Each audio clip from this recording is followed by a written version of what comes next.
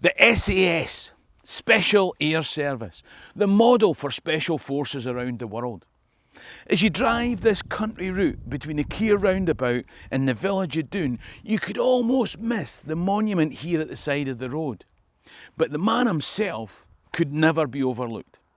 I'm not here to talk about the SAS, but the man who created it, Sir David Stirling. If you're interested in the people, places and events in Scottish history, then click the subscribe button at the bottom right hand side of the screen. In the meantime, let me tell you a story. The monument here is of a towering man, 6'6" as an adult, but weedy, you might even say sickly as a little boy. Now in later life, he would hold what, to me anyway, would seem extreme conservative views, firmly part of the upper crust establishment. And yet, he had the common touch with troops and was no respecter of rank.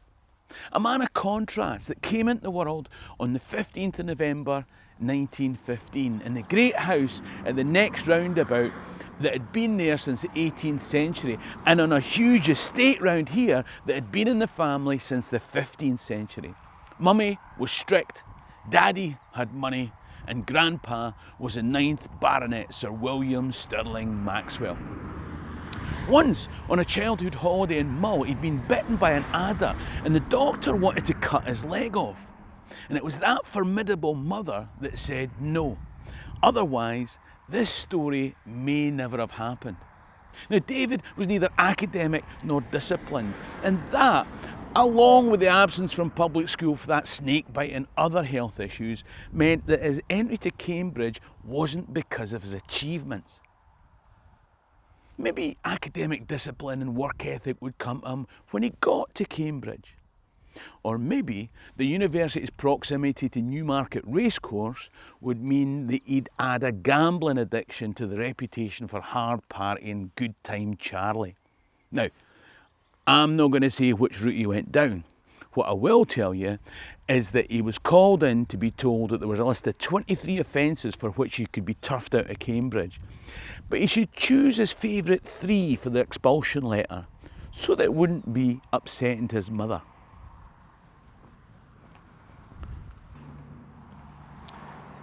I don't know about you, but see if I was a young Scottish toff who liked partying and outdoor hunting and shooting type lifestyle, and I'd just been sent down from a prestigious English university.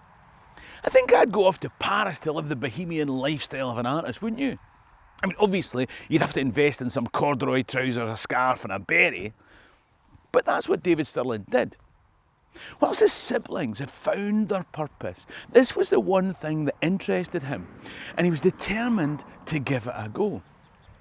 Inventing tramp chic along the way was kind of incidental. Now, Paris in the spring is much more aromatic than the poems describe. Paris in the 1930s would have been, well, French. Unfortunately, in spite of all his desire and endeavours, his tutor told him that he was never going to make it as an artist. It was the one thing he wanted to do. But now, he was back home. What was he going to do? Well, George Mallory had recently died in an attempt to climb Mount Everest. Maybe David should have a go at that. How should he toughen himself up for this gargantuan task? Join the army. At least the reserves. Like his father before him, he joined the Scots Guards. Now, he hated it. Down in Pirbright, drilling, discipline and deference just weren't his preferred activities. But it was less than 40 miles from the flesh pots of London. Oh. Now, let's not forget that the plan was to climb Mount Everest, and practice was needed. First in the Swiss Alps and then in the American Rockies. Unfortunately, the Rockies fell behind schedule because in 1938, en route, he had to deal with an even more insurmountable mountain, the flesh pots of New York. When that attraction played out, the fascination for a job as a cowboy delayed him even further. When he finally reached the Rockies, oh, did I mention Las Vegas? Never mind.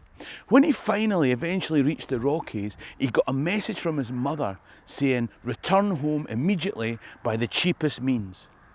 Britain was at war.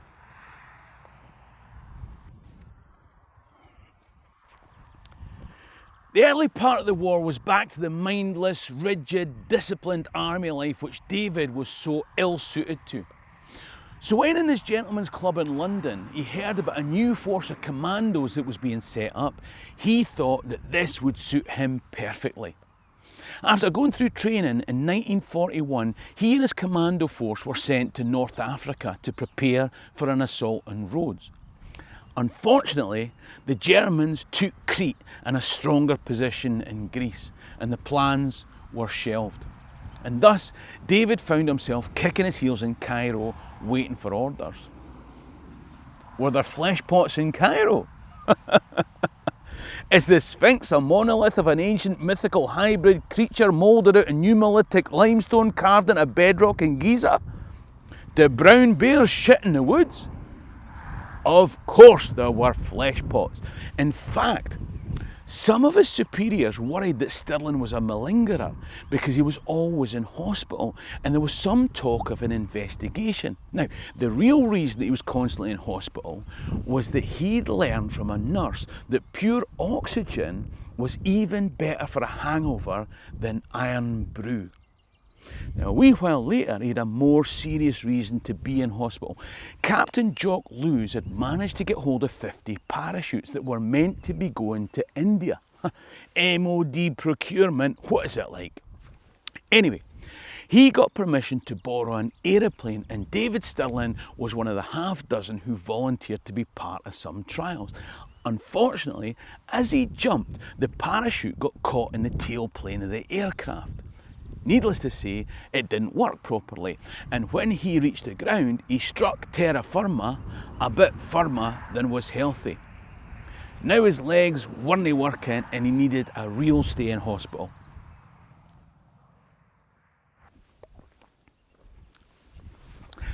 While he was in hospital, he had time to think about some of the tactical problems of commando units. Typically, they arrived from sea, needed a big enough force to set up a defensive bridgehead on arrival, with a strike force then heading off to do the blowy uppy wreak havoc type stuff, and then get back to the protected zone. Now this needed loads of men and a larger than ideal footprint, and sent the same advanced messages as a bull in a china shop texting on a Nokia 3310. Stirling devised a better modus operandi. As he was in hospital, broken and unable to walk because of a failed parachute jump, he thought that the thing to do was to create more surprise by parachuting into the target, doing the blowy uppy thing, and then a long desert march to a preset collection point to meet up with a recently formed specialist unit created for reconnaissance trips deep behind enemy lines. It was called the Long Range Desert Group. Now, was this a completely new thing? Or was it the development of the New Hampshire Rogers Rangers during the 7 Years' War? French-Indian War for the North Americans. It really didn't matter unless he could get it off the ground. And so he wrote a detailed strategy for smaller, specialised elite teams in a document called Special Service Unit. And he addressed it to the Commander-in-Chief of Middle East Forces, General Auchinleck. But how was he going to get it into the General's hands?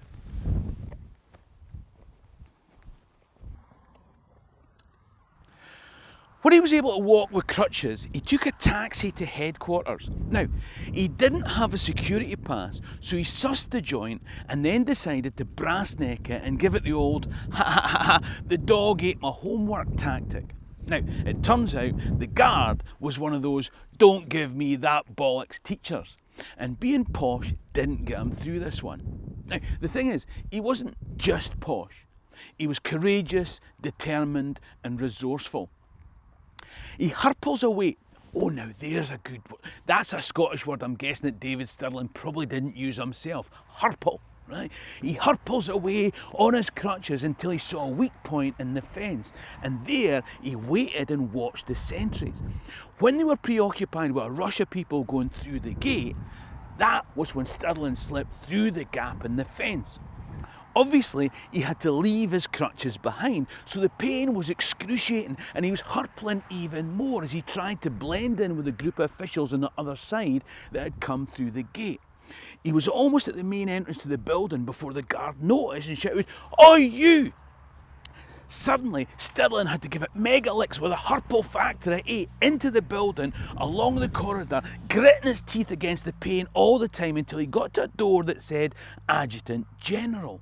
He burst through the door and started blurting out, "I'm David Stirling. I've got a plan for elite special forces to do crack operations jumping from parachutes, and I know I got this Hurple from jumping from a parachute, but I've prepared this dossier and...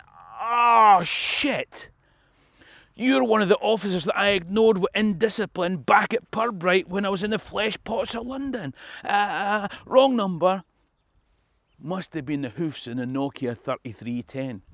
He hightails it out the door, but now he's got two folk chasing him down the corridor, the gate guard and the Adjutant General, okay? Why are they not catching him? I have no idea. It seems like one of those unlikely chases you see in films, right? But this actually happened, right? He's hurtling there, waddling. Somehow he gets to the door of the Deputy Chief of the General Staff, General Neil Ritchie, and he bursts through the door. This time, Stirling starts with an apology. Then he hands Ritchie the dossier.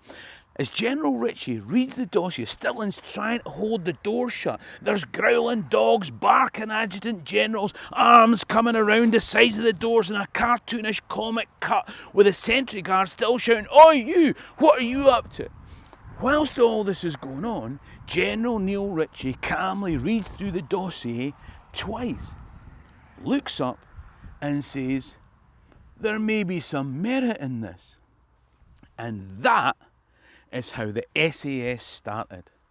Just one more in a long list of Scottish inventions, which is why there's a monument here to Sir David Stirling.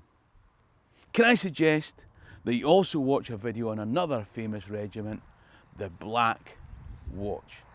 You'll find the link on screen here. Ha mbeadh dóchas gon bí lá málaíomh. Tírín rasta.